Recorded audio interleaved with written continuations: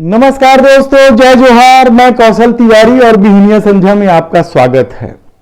कांग्रेस के महाधिवेशन को लेकर भूपेश बघेल की पूरे देश में पीठ थपथपाई जा रही है। शानदार आयोजन होने की बात कही जा रही है, तो दूसरी तरफ छत्तीसगढ़ की राजधानी रायपुर के महापौर लाखों रुपए खर्च करने के बाद भी विवादों में है। यह विवाद किस तरह का है, क्यों यह विवाद उठ रहा है और क्या यह विवाद सिर्फ इसलिए उठ रहा है कि राजधानी के महापौर एजाज ढेबर मुस्लिम समुदाय से आते हैं, या युवा होने की वजह से उत्साह में कुछ अतिरेक कर देते हैं।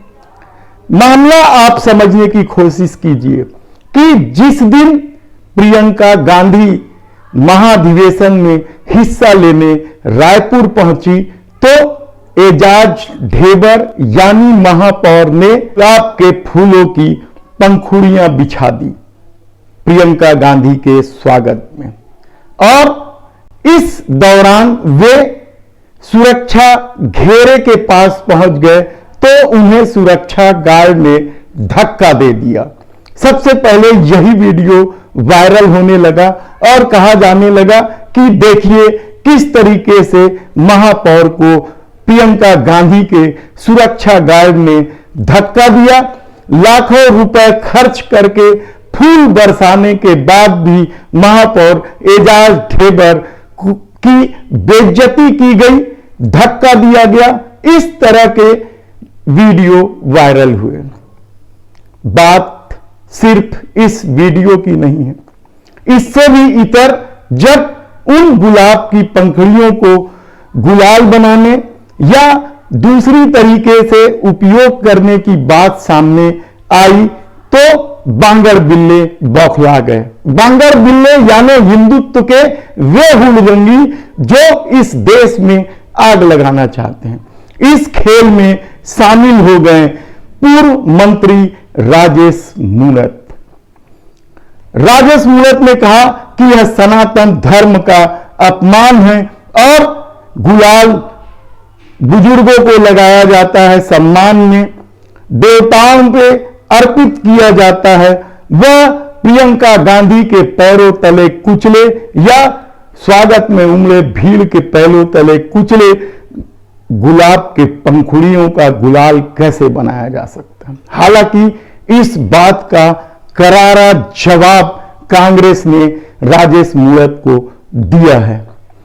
कांग्रेस के प्रवक्ता सुशील आनंद शुक्ला ने बताया कि हाल में ही मार्च महीने में प्रधानमंत्री नरेंद्र मोदी जब वाराणसी पहुंचे तो वहां भी गुलाब की पंखुड़ियों से स्वागत किया गया। 10 क्विंटल से अधिक गुलाब के पंखुड़ियां मंगाए गए थे और उन गुलाबों का भी इसी तरीके से उपयोग किया गया था।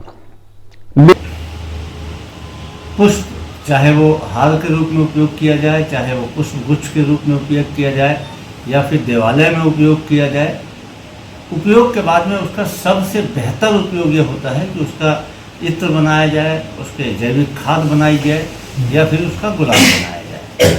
अब राजेश मूणत को जो सनातन धर्म की इतनी चिंता हो रही है, तो राजेश मूणत को कब से सनातन परंपरा की याद आने लगी। उनके पूर्वजों ने सनातन परंपरा से, सनातन धर्म से अपनी आस्था को छोड़ दिया था, तो वे घर वापसी कब कर रहे हैं। हम सनातन धर्म के लोग अपने धर्म, अपनी आस्था और अपने विश्वास को सजग रखने के लिए पर्याप्त हैं। राजेश मूणत की चिंता न करें। लेकिन सवाल राजनीति का है, सवाल उन बांगर बिल्लों का है जो हिंदुत्व की आड़ लेकर इस देश में आग लगा देना चाहते हैं। उन्हें बस धर्म का एक मौका मिलना चाहिए, वे आग लगाने को आतुर होते हैं। किसके पैर तले क्या कुचला रॉ मटेरियल को लेकर कोई नहीं जानता है। मंदिर निर्माण होता है तो क्या वह सिर्फ मटेरियल हाथों से ही बने होते हैं? क्या मिस्त्री पैरों से मसाला तैयार नहीं करता है? क्या विभिन्न मदरसों, विभिन्न मजारों और विभिन्न मंदिरों में जब फूल चढ़ाए जाते हैं, उसको जब बोरे में भरा जाता है तो क्या वह रौंदा नहीं जाता है? तो क्या फिर उसका गुलाल या दूसरे उपयोग नहीं होते हैं? लेकिन यह दिमागी उपज है, यह इस देश में आग लगाने की कोशिश है, जिसे करने के लिए बांगड़ बिल्ले तत्पर रहते हैं। उन्हें बस एक छोटा सा मौका चाहिए। वे हिंदुत्व की आड़ लेकर सारी तमाम पार्टियों को, विपक्ष की पार्टियों को हिंदू विरोधी घोषित करने को तत्पर रहते हैं, देशद्रोही घोषित करने को तत्पर रहते हैं। ऐसे में इन बांगड़ बिल्लों का क्या होगा? आने वाले दिनों में छत्तीसगढ़ में चुनाव भी है। धर्म को लेकर भाजपा जिस तरीके से आक्रामक रही है, क्या छत्तीसगढ़ में भी कोई नई रणनीति अख्तियार की जाएगी? बस्तर में किस तरीके से धर्मांतरण का मुद्दा उठाया गया और ईसाई समुदायों के साथ अन्याय किया गया, इसी तरीके के मुद्दे कवर्धा में क्या नहीं उठे थे झंडा विवाद को लेकर? तो क्या इस शांत छत्तीसगढ़ में आग लगाने की कोशिश करके ही चुनावी वैतरणी भाजपा पार कर लेना चाहती है? सवाल कई सारे हैं, आप सोचिए जरूर। जब आम आदमी महंगाई की चपेट में मरा जा रहा है, बेरोजगारी चरम पर है, देश मोदी सरकार से संभल नहीं रहा है, ऐसी परिस्थितियों में ध्यान भटकाने क्या धर्म का आसरा ही लिया जाएगा? मोदी है तो मुमकिन है।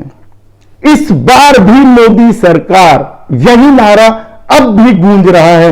इस गूंज और अनुगूंज के बीच क्या कुछ होगा कहना बेहद कठिन है। लेकिन बांगड़ बिल्लों पर यदि कांग्रेस की भूपेश सरकार ने रोक नहीं लगाया, इस तरह से आग लगाने वालों के खिलाफ आक्रामक रवैया नहीं अपनाया गया, तो यकीन मानिए आने वाले दिनों में छत्तीसगढ़ भी यूपी बिहार बन जाए तो कोई आश्चर्य की बात नहीं होगी।